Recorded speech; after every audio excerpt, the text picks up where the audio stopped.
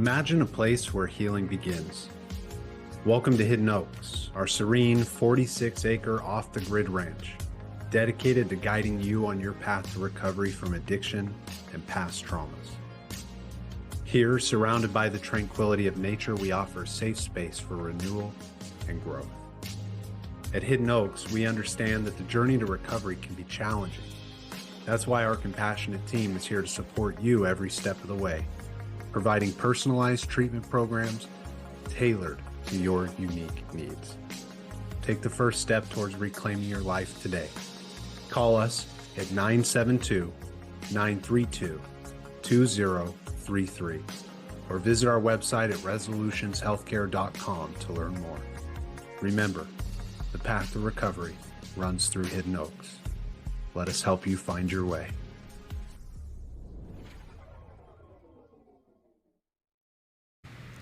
Hello and welcome to Breaking the Cycle. My name is Alan Hyde, and tonight we are joined by a good friend of the podcast who's joined us multiple times. And tonight we're going to be experiencing a treat because he has published a book called Breaking Common Ground.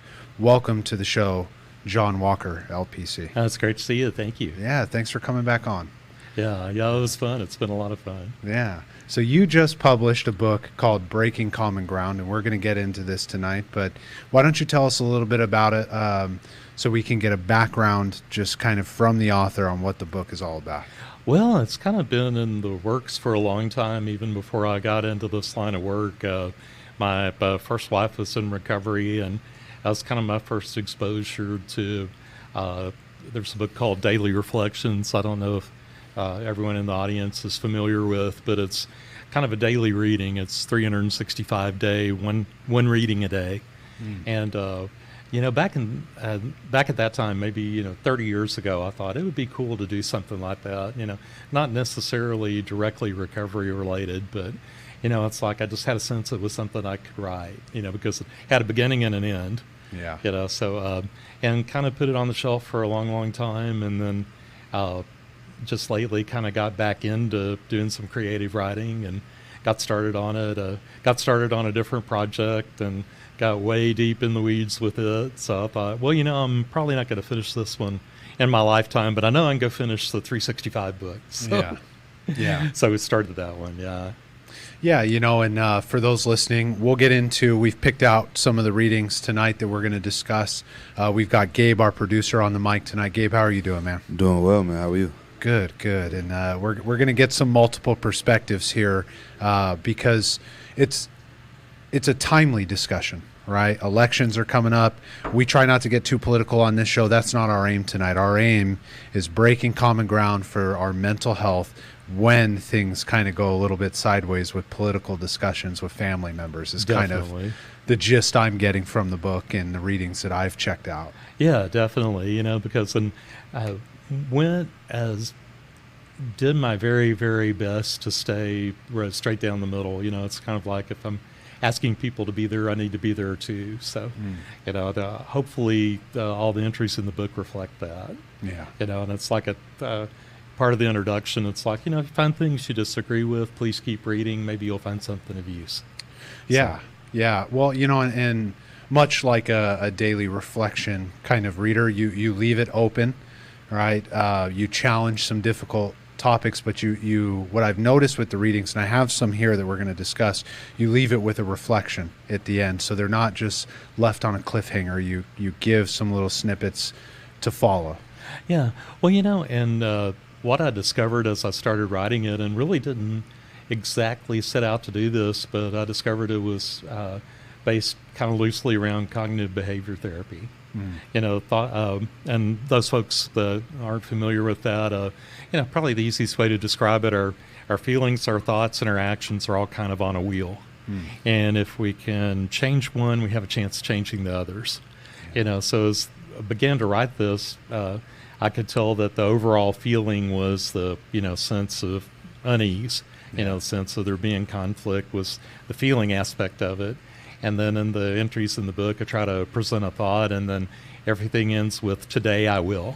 Yeah. So that's kind of the action step of CBT. Kind of give people something to walk forward with. Yeah, one day at a time, right? Absolutely. Yeah, someone said that somewhere. Yeah, I've heard it once or twice. Why do you think there's so much just tension around things like politics, religion, that's dividing people these days and messing with people's mental health? Well, it's kind of one of those things. I'm just recently turned 64, and it's a different landscape than it used to be.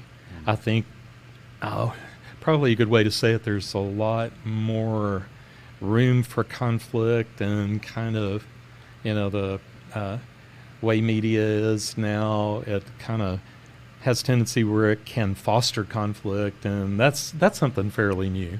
Yeah. It's like, I'm old enough to remember when CNN came on the air when I was like a junior in college. And it was unheard of, and then suddenly they had to fill 24 hours, and then there were more news outlets that had to fill their 24 hours. And, I think that was kind of the beginnings of it. Yeah, the entertainment value as opposed to, I won't even say truth, just as opposed to the balanced information. Yes, and I think there used to be whole lot bigger ethos to do that. It's like, within journalism, it used to be, pretty written rule and definitely an unwritten rule. And now it seems to maybe fade into the background if it's present at all at times. So Yeah. I think that's what really is kind of a driver. Another thing from back in the day, long ago, when dinosaurs roamed the earth, when I was a young man, they had what was called the fairness doctrine. And what it was, if you presented a viewpoint on media, radio, television primarily at the time, the opposing viewpoint had to get equal time. Oh, okay. And I believe the FCC took that out, I believe, in the middle of the 80s, somewhere, late 80s. And and that changed a lot of things. That was sort of the birth of opinion radio. Sure. Where that came from. And I think it's just evolved over time, and it's sort of, maybe the conflict's something we didn't exactly reckon on, when media opened up, because it's become the wild, wild west. It really has. Yeah, and it's about to get wild these next couple weeks. We're going to be seeing all kinds of opinions politically all over the internet. And so, if you're listening to this tonight, we're a mental health podcast. John and I had already spoken about this. We're not here to talk about any political dogma or any type of specific beliefs. We're just here maybe to give you a little bit of information on how to navigate these next couple weeks in a peaceful kind of way. And reading some of your books so far on the reflections, I think there's a lot of just kind of open ways to process what's going to happen these next couple weeks anytime there's an election. And maybe we can get into that here in just a moment. Yeah, and it's and I wind up dealing with a lot of conflict resolution in my practice too. So, hopefully it brings a little bit of that, and hopefully in a pretty gentle way. Yeah. Gabe, what do you think about political conflict? Do you think we're struggling with that in this country? Yeah, a little bit. I think overall it's just one of those things that from my lifetime has always been a point of contention. Especially amongst family with people who may have opposing viewpoints. I try to avoid those conversations personally. In most cases, just because it's not worth it, and I don't feel like I can change anybody's opinion. People are going to stand on their beliefs and what their ideologies are, and they're entitled to that. But I think the culture of forcing people to believe what you believe is dangerous. Yeah. And I completely disagree with it. So. Yeah. And for those who've been following the show for some time, Gabe and I used to have a lot of discussions on Definitely. let's hear each other. We clearly all have different backgrounds, but if we don't listen to each other and our perspectives, we're never going to find and break common ground. Yeah. Well, and I and I hope that's one thing that the book does a good job of, because I think, Gabe's right. People are pretty entrenched in their opinions, whether it's kind of going back and reviewing a little bit, and it's one of the entries is basically, be respectful whether or not you agree. Yeah, and and that seems to be maybe what we've lost a little bit. We're probably not going to sit down in 5 minutes, 20 minutes, and change anyone's mind in particular, but it's just the way our discourse goes. Yeah. It's been it's really, I feel like just the form of that has been more harmful than any policy could be. Yeah. Yeah. Just be respectful. Yeah, it's like I was thinking of it when Gabe was talking to you, probably my favorite song lyric of all time. So put love above everything else and the rest will take care of itself. Webb Wilder, he was out on the West Coast. I don't know if you ever heard of him. I was going to try to take a stab, but then I remembered that you have a music background, and it's probably something that I would find obscure. But I'm glad you said it, so I'm not like, oh yeah, no, and then I go, that no. too, yeah, yeah. Well, Webb made it, fairly far, I guess. He toured some, but yeah, club singer mostly. Nice. So I figured maybe what we could do is I'll read the first. This is page 1 of John's book. I'll read the first segment, and then we can kind of just kick it around. We'll get Gabe's perspective on this as well. But to give you guys just a gist, if you're gonna check this book out, and we would suggest it, we'll make sure you guys have all the information. It's number 1. Can we still have harmony? Is a middle ground between us a lost cause? Have we gone too far, pushing ends further apart? Have we let extremism steal our ability to live in peace? Can we still find a way to understand others and the sum of their experiences, even if they differ from our own? Stepping into the middle ground does not mean that we have abandoned principles, but that we are willing to accept humanity in others. Moving toward this with intent can heal wounds and explain the past actions of others, whether they are just or not. And the reflection, I like this one. Today, I will turn toward harmony, for its power as a healer. Yeah. It's beautiful. It's, I think, just a great way to start the book. Lots of really potent questions. Yeah, kind of hopefully set a little tone, hopefully. Yeah. And it's like we were talking about earlier. I think that's really the heart of the matter is, to try to get back to harmony. Yeah. Because then, I guess harmony is a relative term. There've probably been disagreements, for, all of history. Yeah. But if we can just have enough harmony where there's some peace within our disagreement. Yeah, and this is where I wanted Gabe on the mic tonight because it reminded me of conversations, brother, that you and I had months and months ago, even culturally, where it's like, can we still have harmony? Yeah.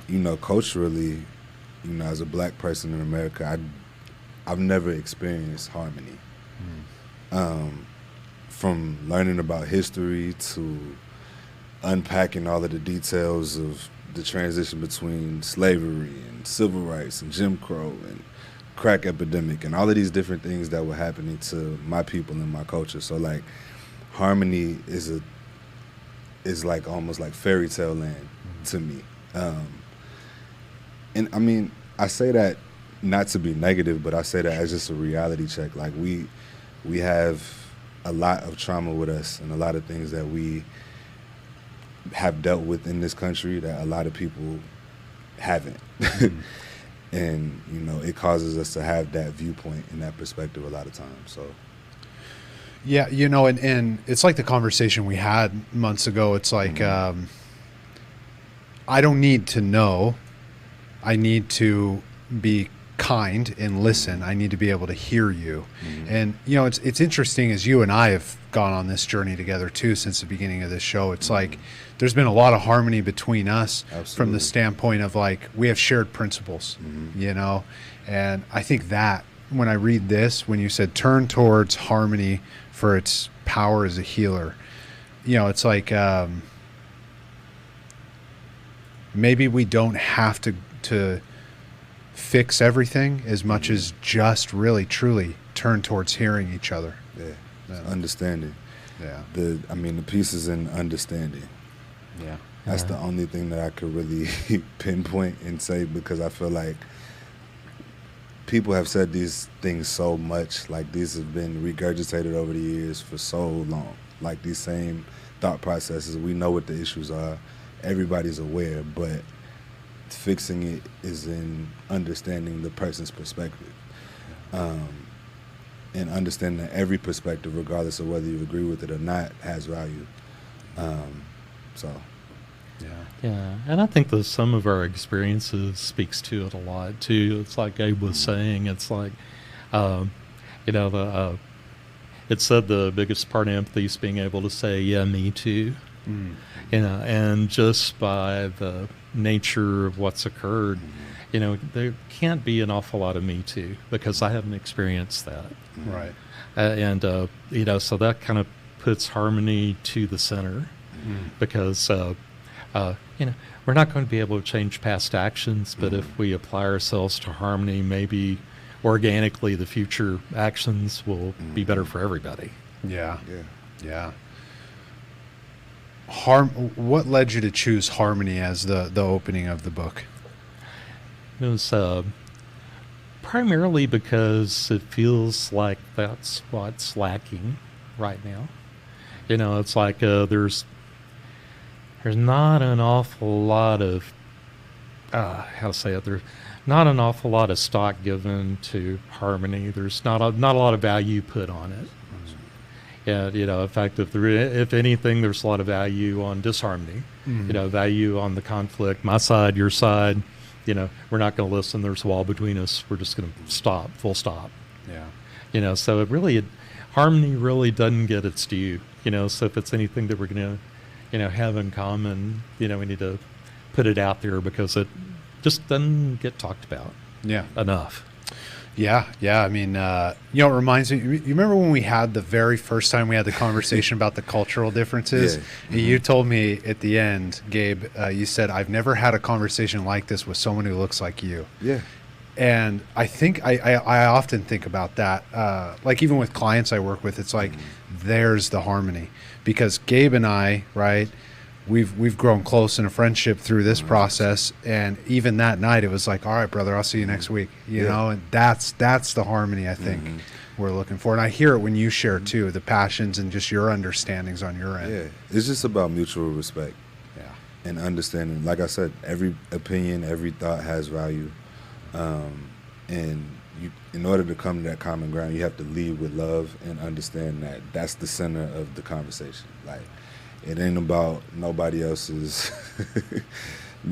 like internal. People don't really know how to deal with emotions, which is a whole nother level to this conversation. But these conversations do become emotional, and sometimes you got to put that somewhat to the side and just be honest and have real conversation. So, yeah. Let's hear from the author on that one. These are very emotionally charged times around politics, and let's riff on what Gabe was sharing there. What value are the readers going to find in calming these things down, and do you agree with that these types of topics politically are working people up?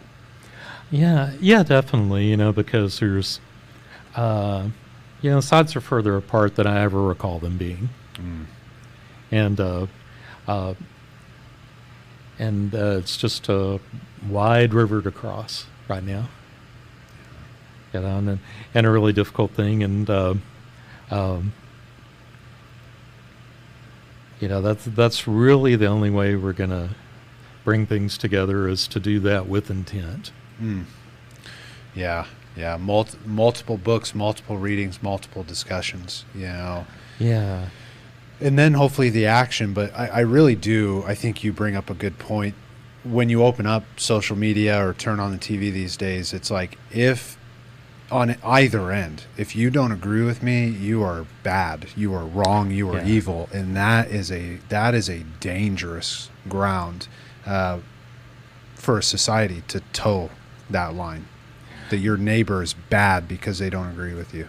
Yeah, which is kind of been something kind of across history that some leaders have attempted to do with some intent. It's like the us or them. The overt nationalism. The book speaks to that a little bit. And it's which is something that's kind of changed in my lifetime also. The patriotism seems to have taken on a different meaning than it did when I was younger, especially. Yeah.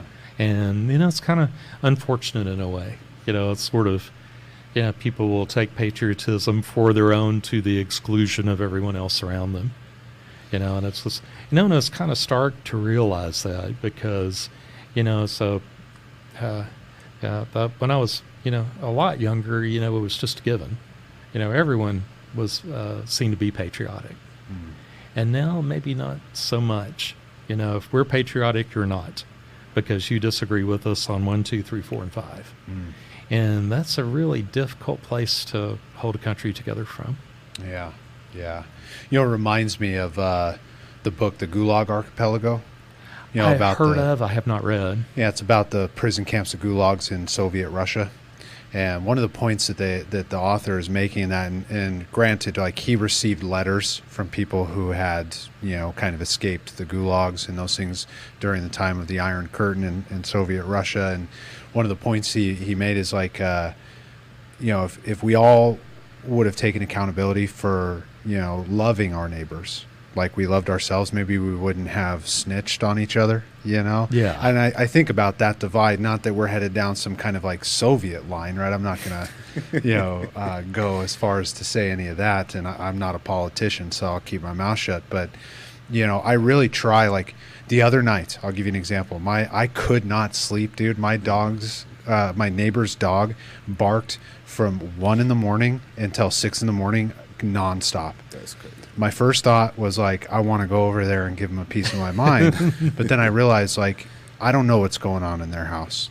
You know, the next day the dog wasn't barking like that. I'm not going to go crucify my neighbor. I'm going to let it be a one-off situation. Now, if it happens again, we can have a conversation. I'm a nice guy. I'll go over there calmly. Right. But there's half a mind where it's like, I understand maybe why somebody would lose it, over really anything that irritates them. Yeah. And that's it. I think what the book hopes to get to is I feel like there's a level beyond those things, if that makes sense. In other words, it's like I think that's probably something pretty universal. We're 3 a.m. and you hear the neighbor's dog bark, but I think gets back to what Gabe was saying about respect. Hopefully if it's gone now, we can, or not as prevalent as maybe it once was, or if it's something we need to develop from the ground up, maybe there'll be a level of respect that's separate from and beyond people's circumstance. What's going on in the moment, because you're right. For all we know, there may be a fight going on in the house next door, maybe while the dog's barking. Yeah. So we just don't, just never have any idea what's going on. Yeah, maybe they're just very heavy sleepers. That's why I kept having to remind myself. Maybe they're just very heavy sleepers. I am not. Not enough Valium in the world. Yeah. It's funny because, Gabe can relate to this too. Sometimes we used to have those conversations afterwards with like other staff producers here, and people have strong opinions politically. Yeah. And it always cracks me up because like they'll ask me, Alan, what's your political opinion? I don't care. I'm pretty middle of the road. Yeah. There are some things where I'm a man of principles. Don't get me wrong. I have my beliefs, my faith, my values. But there are just certain things where I'm going to seek to understand you as opposed to get irritated when I hear a certain politician's name. I just rather would understand maybe why the things that they're doing irritate you. Number one, so that I don't do that as a person, because I care about you in my life. And number two, so that I could seek to understand the world around me. But I noticed that about reading some of the excerpts is you really try to stay in that moderate line, right, and focus on the mental health. What do you think it is about that being so valuable and needed in our society today, to focus more on that middle ground of like, let me make sure this is all right first? Why is that so needed right now? Well, because I think it's what drives action, like the cognitive behavior therapy thing we were talking about. I think, our feelings and our thoughts are what drive the actions. So that's probably where we need to be if we feel as though some of the actions need to change. Yeah. As much as I would like to have a politically charged discussion, and I bet it would go viral on the internet, I really do. I value being able to just sit down and have the discussions, balance it out, read some of these things, discuss it through.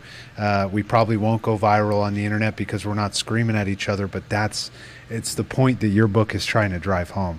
Yeah. Let's calm things down. Yeah. Try to get to a middle place where we're talking instead of screaming. Yeah. Yeah. And, you can't be screaming if you're sitting down reading a daily reader. That's right. Or at least for the 90 seconds, you got that going. Yeah. Yeah. You brought some readings with you as well. I have a few more just from the beginning of the book because I kind of wanted to give them a sense of, sure, what the first couple pages are. Kind of like, when you go on Amazon and you click into it, there's the first couple pages, you decide if you want to buy the book. But you picked out some readings that were, kind of akin to 12-step recovery. And if you're kind of struggling in those realms, did you want to maybe read one of those and then we can? Yeah, sure. Did I hand those back to you? Yeah. Okay. Yeah. I can read it. You can read it however you want to do that. Well, in fact, let's see.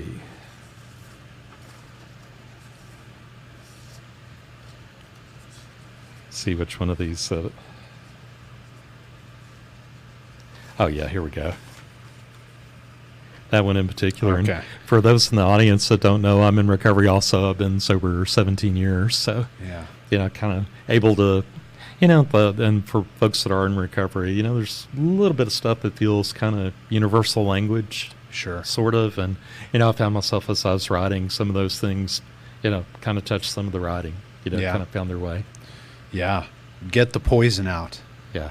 Yeah. Number 230. So we're deep into the book by the time we get to this one. Our antagonistic lack of ability to work towards solution or solutions leads us to sadness that eats away at our very core. We have to drain away the fuel of resentment. If we do not, it becomes a beast that grows arms and legs of its own and carries us away. Speaking our truth to others in a non-hostile way can remove indignation and allow us to heal. And the reflection here is, today I will seek to remove sadness and diffuse sorrow, which fuel resentment. Absolutely. Yeah, sadness and sorrow. Very antagonistic. Yeah. Well, and I found that in my practice too, and kind of the beginning of that particular entry is part of the book Alcoholics Anonymous, what we all call the big book in AA. And it says resentments are the number one offender. Yeah. And even outside of, and I do a lot of work with substance abuse, but even outside of that, it's a big driver. It's like if there's sadness, if there, things have a lack of resolution, it's, of course it can be just, straight out conflict, with others, but also resentment. Yeah. And find that so many people will keep the resentment internal and never speak of it. That's why I think the speaking our truth part, that's, to me, that's sort of the antidote to resentments, to be able to speak our truth. Yeah.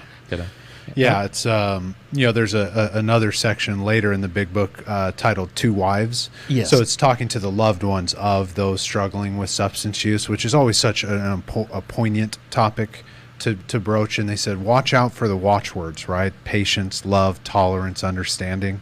Yeah. That's, I feel, the aim of your reading here, right? Patience, love, tolerance, understanding. Yes. When we're not in that place and someone's struggling, I kind of relate it, like if we were going to look for a moment in the political landscape of like somebody is doing something on the other side of the aisle that you don't like, And instead of being in patience, love, tolerance, and understanding, you're resenting them before you know them. And it's that old adage, right? Contempt prior to investigation. Yeah. I need to seek to know you first. Then from there, if I find out that you've got terrible character, then yeah, okay, fine. I'm probably just going to take a wide berth around you, right? But if I find out like, hey, you're of sound mind and good character, then okay, maybe we just disagree. And that's okay. Yeah, yeah. Well, and I think that it has to be okay, and it has to be spoken of, because it's like if we don't speak of it, and the speak of it with conflict doesn't really help very much. But if we can speak our truth gently, yeah, and be able to get it out, maybe we may not find a resolution to the circumstance, but at least we've both been heard. Yeah, and that can diffuse the resentment. We don't, it's not anger turned inward any longer. Yeah. But yeah, that get the poison out. That's a phrase I wind up using a lot in therapy. Because sometimes that's just all people need. Yeah. In therapy, is just to sit down and get outside themselves with it. To talk it through, and would you second that, Gabe? Just from even some of the conversations we've had? Yeah, definitely. One thing I guess not recently, it's been a couple of years now, but I read 7 Habits of Highly Effective People by Dr. Stephen Covey. And the 5th habit says to seek first to understand, then to be understood. And to me, I feel like that's like the basis of that whole entire statement is try to understand the person first, get to know them, understand, like you said, make sure that they have sound mind and have a moral compass about themselves, and then just learn to respect and understand where they're coming from. Like I said earlier, their opinions are valid. So, again, this is all just opinions based upon personal ideology, based upon how we were raised, and based upon the history that we look to make these determinations on who we align with and who we don't.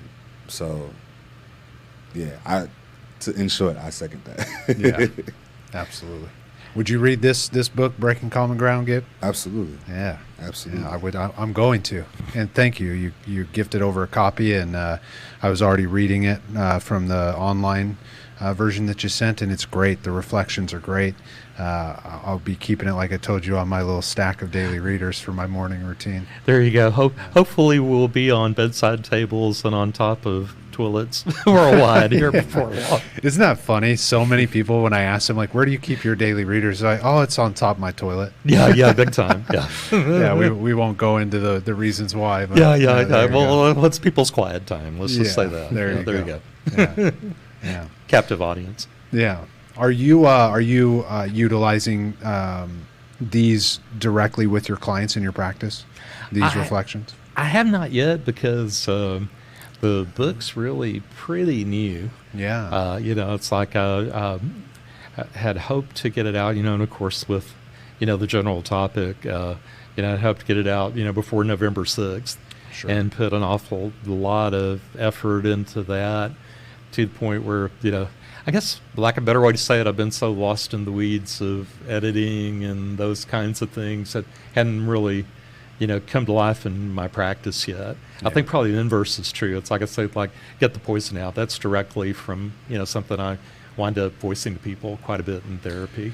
Yeah. That phrase, and then was able to kind of put some stuff behind it. Yeah. Well, there's the obvious of, like, it's great timing on your part to get this out a couple weeks before the election.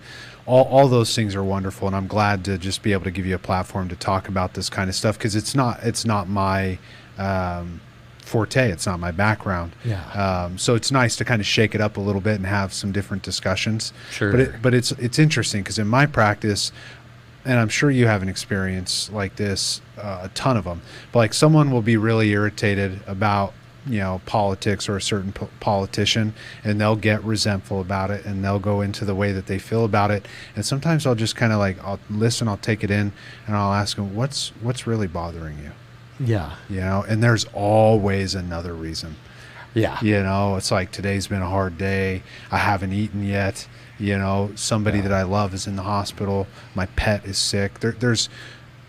the divides that exist in society, not even just politically, are always so, when they're let's say like unhealthy or loud and angry, are always driven by the hurts that we carry with us day to day. And I'm curious if you would agree with that. That's just an observation. Yeah, well, and that's kind of gets back to the resentment thing, because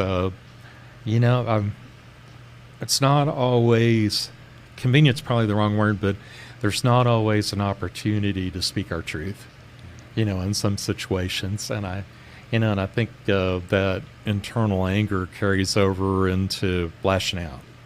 And lashing out, it's like the political divide's been a perfect way to lash out. You can be on either side and lash out at the other. Yeah. So it's kind of expands from the resentment thing. And like you were saying too, you haven't eaten, something's going on. I don't know if you've heard the acronym HALT: hungry, angry, lonely, tired. Yeah. We wound up talking about that quite a bit in therapy. Mm-hmm. Yeah, because usually that's a driver, especially if someone's really voicing some anger in a session about something. It's usually got that going on. Yeah. First things first, get your routines in place, find a daily reader that you can sit down and meditate on, eat, take care of your physical body, talk through these things. Yeah. If you're still resentful past that point, then it probably really is deep-rooted. It probably has nothing to do with politics, and we can get you some support. That's right. Which brings, there's a topic we often broach pretty much every week, and we're kind of in that realm too, is like the underlying issues, right? Emotionally, mentally. It's so important to seek support. It's so important to talk through these things because it's hard to look at yourself and identify maybe I'm the problem. All right. Yeah, kind of the watered down way to say, or at least the way I heard it in the program. I can say it this way: if you go through the course of the day and you meet 5 jerks, it's not them. Yeah. So that happens. Yeah. Some regularity. Right. Yeah. It's acceptance is the answer. I like that segment. We're talking a little bit about the big book of Alcoholics Anonymous. When we refer to things like program, we're talking about 12-step recovery. But acceptance was the answer. One of the things I like about how direct that section is, and it says, I need to accept the fact that I'm sick. And one of the, you could read that as a human being and think like, I'm not sick, right? Yeah. But the reality is human existence is at its base suffering. All right, we're all going to suffer in life. It's not 100% across the board always suffering, but if we just look at it in an existential standpoint, we're all going to pass away someday. That's suffering. Everybody that we know and love is going to pass away. So at a base, life is suffering. We're going to lose a lot of things. Yeah. I don't even really know where I was going to necessarily go with that other than acceptance. All right. Yeah. And that can relate obviously to some political acceptance through that divide. Yeah. Well, and I think that's the thing that maybe keeps us from trying to put ourselves out in the middle. It's like we just feel like acceptance of the status quo is the only choice we have. Because it's so entrenched. It's like have a tendency to catastrophize. It's like, God, there's nothing I can do about this. I can't change Dad's mind. I can't change your mind. So we're hung. Yeah. And the thing is, we're not. Right. By definition, we can't be, or all's lost, basically. Right. And you were at the in-person networking event this week on Wednesday, and it reminds me of some of the discussions and even the questions that you had at the end that we were discussing around unhealthy family dynamics. Yeah. What we're blessed on this show that like back to back this week we're having such timely discussions with the holidays coming up, because as well as I do that our phones are going to be blowing up after people throwing some fists over a Thanksgiving dinner about Trump and politics and all kinds of stuff. It's coming. Yeah. So, and I've thought that with clients too. It's like, oh, that's going to be a fun Thanksgiving. That's going to be cool. Yeah. And some of the guests on Wednesday at the networking event, they were sharing, and I know you were relaying on this as well, is like You got to be able to just not engage, to detach. You gotta be able to let go. It's not about disrespect. It's not about hurting anyone's feelings. It's just about detaching. And I want to hear from both of you, because I see every time I have a discussion with you, I love it, Gabe, because I can see your head, and I want to know what you're hearing, and I want to hear your perspective on this as well, John. Why don't we start here? We'll come over here. You know, it's funny because I was nodding because I'm like, I've become a master of detachment from certain conversations. It could be anything. Like, I remember last Christmas I was having to argue with my uncle about hip hop, and I was like, it's not even worth it. Like, you love Rakim, I love Jay-Z. We're gonna agree to disagree. It's not that big of a deal. Like, and that's kind of how the approach that I take to most debate type conversations, especially politics, because it just causes so much dissension for no reason. Like, at the end of the day, it don't matter who gets in office. You still gotta have faith in something bigger than them. Yeah. And so, you know, I just choose to trust that faith for me. So, Which, John, you know, I know you will relate to this as I read your book and I know your background with recovery and the clients that you work with. What Gabe was just saying lends directly to why we pray and meditate, right? I ain't praying to no politician, and I ain't meditating with one either. Yeah. All right. Yeah. I'm going to the source, the way I identify the source. Absolutely. Well, you know, to me, and it kind of fits in with some psychology theory too. You know, dialectic behavior therapy or theory. You know, it's like logical mind versus emotional mind. You know, and it's like I kind of feel like, you know, some things are just deeply emotional with people. Yeah, and you know, particularly in a recovery context, wind up talking about it quite a bit. You know, it's like our emotional minds are ruling us. You know, so how do we get to, and logical mind versus emotional mind, and then there's the middle ground that DBT calls wise mind, where we're kind of taking both into account and have a middle ground with it, kind of, you know, like the book. And to me, it's like we can be way in emotional mind, and maybe our intellect, our whatever it is we can bring to bear mentally, whatever we can finagle, whatever we can arrange, may get us here. You know, and then there may be another layer of it, things we've been taught, you know, maybe a particular faith we've grown up in that gets us about here. And then there's the jumping off point, I think, after that, you know, where we just don't have the slightest idea what to do, what the next move is. And to me, that's where spirituality can take over. You know, we can, it's like, I have zero idea what to do. I need help. And, you know, and I think we can do that, you know, kind of across the board. Not necessarily, though, very, very true in my recovery, you know, because I got this far, and then, you know, I had a set of Christian beliefs that get me this far, but it wasn't working. So I had to have a spirituality beyond that. You know, and that may be the item that's missing to get us all to the middle ground, because, you know, it seems like a lot of the opposite discussion is, you know, it's driven by people's intellect to a certain point, you know, and it's like, and then, you know, we can't agree. It's like, well, you're just wrong. Well, it's like, well, why am I wrong? Well, you know, maybe because this book over here that I've read since I was little says so. Yeah. Or at least my interpretation of it says so. You know, so then we get stuck. And there's not really a way back, and people get defensive. But to me, there's just got to be an element beyond that. There's got to be a point of spirituality where it doesn't matter where the person sitting across from us believes like we do.